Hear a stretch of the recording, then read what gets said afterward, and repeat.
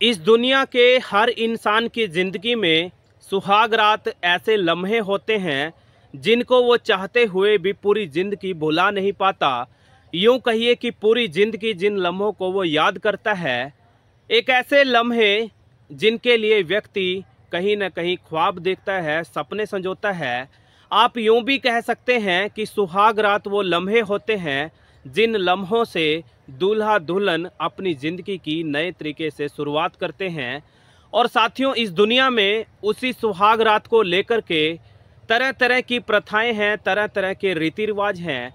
और घटना कहानी आज की हमारी एक ऐसे रीति रिवाज पर डिपेंड है, आधारित है, जिसको सुनकर कहीं ना कहीं आप लोगों के भी रोंगटे खड़े हो जाएंगे, कहीं ना कहीं आप लोग भी सोचने समझने पर मजबूर हो जाएंगे कि क्या कोई ऐसे भी कर सकता है।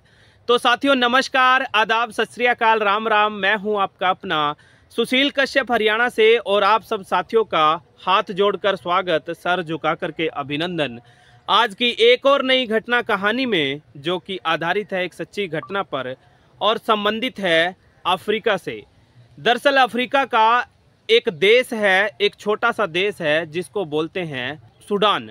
उसी सूडान प्रदेश में एक बहुत ज़्यादा प्रचलित प्रथा है जिसको बहुत सारे लोग कुप्रथा भी बोलते हैं। और उस प्रथा के अनुसार नव दंपति जिन्होंने कुछ ही समय पहले सदा सदा के लिए एक दूसरे के होने के लिए वादा किया है, दावा किया है, यानी कि शादी की है, वो पहली रात यानी सुहाग रात को अपने बिस्तर पर जब लेटेंगे तो कहीं ना कहीं उनके साथ दुल्हन की माँ यानी कि दूल्हे की सास साथ लेटेगी। और रात को, सुहाग रात वाले दिन, वो आपस में जो भी वार्तालाप करेंगे या फिर शारीरिक संबंध बनाएंगे तो एक एक चीज़ को कहीं ना कहीं वो दुल्हन की माँ अपने आंखों से देखेगी, निहारेगी। और यदि कहीं ज़रूरत पड़े तो वो रोका टोकी भी करेगी, उनको समय समय पर क्या करना है क्या नहीं करना है उस बारे भी हिदायत देगी। साथियों, आप लोगों को ये सुनकर बड़ा अजीब लग रहा होगा, आप लोगों को ये मात्र कहानी लग रही होगी, लेकिन आपकी जानकारी के लिए बताता चलूं, ये मात्र कहानी नहीं बल्कि हकीकत है। और इस पूरी घटना कहानी में आप लोग देखेंगे कि ये सिर्फ अफ्रीका की घटना नहीं है, अपितु हमारे देश भारत में भी कई जगह पर इसी तरीके की प्रथाएं प्रचलन में है।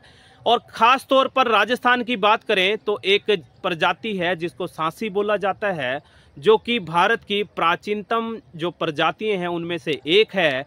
और उसी सांसी प्रजाति में बहुत ज़्यादा प्रचलित एक कुप्रथा है जिसको कुकड़ी बोला जाता है। और उसमें भी कुछ यूं ही होता है कि सुहाग रात वाले दिन जो सुहाग रात मनाने वाले दूल्हा और दुल्हन हैं, नव दंपति हैं, उनके साथ उनकी सास यानी कि दूल्हे की सास और दुल्हन की माँ साथ सोती है। और कहीं ना कहीं हर चीज़ को, पूरे दृश्य को अपनी आंखों में कैद करती है, पूरे घटनाक्रम को देखती है, निहारती है।